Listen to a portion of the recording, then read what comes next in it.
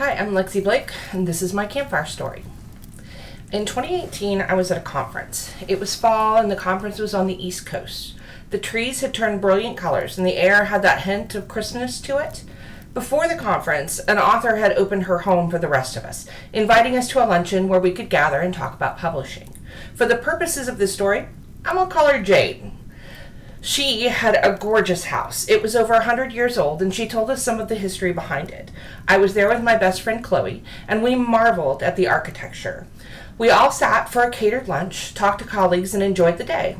Before we adjourned, several of the women took turns using the restroom. Because there were so many of us, Chloe and I and a few others were shown to another bathroom, this one in a hall off the kitchen.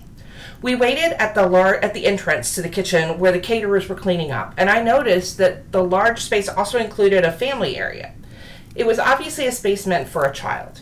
There was a TV and a love seat, toys neatly packed all around. This was where Jane's daughter would play as dinner was being made. Though she wasn't playing that afternoon, a young girl sat on the love seat, her eyes focused on the television, though it wasn't on. It was a blank screen, but the kid stared at it as though it was on. She seemed to be roughly 8 and wore all white, her clothes close to the color of her hair.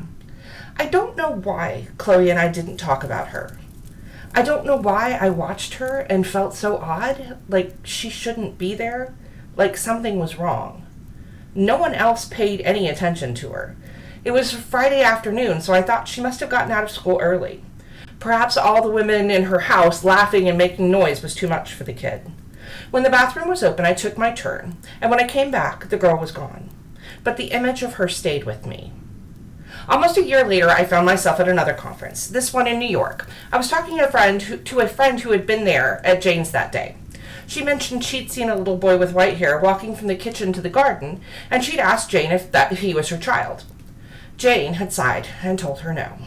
Her daughter was at school, and the boy she'd seen often moved through the house, though he died 100 years ago. He particularly liked to sit in the kitchen. Sometimes he watched the television whether it was on or not. Sometimes he simply stared at whoever was cooking, so he was hungry, and prayed for a meal. I looked to Chloe, and though we hadn't talked about the boy in the kitchen that day, she'd paled. We admitted to what we'd seen and realized we hadn't seen a living girl sitting there. We'd seen a ghost. I still think about that little boy with the hollow eyes.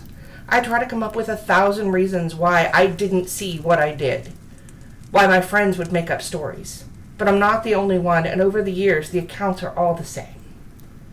So sometimes, when I go to sleep at night, I dream he turns those eyes on me, and I'm afraid.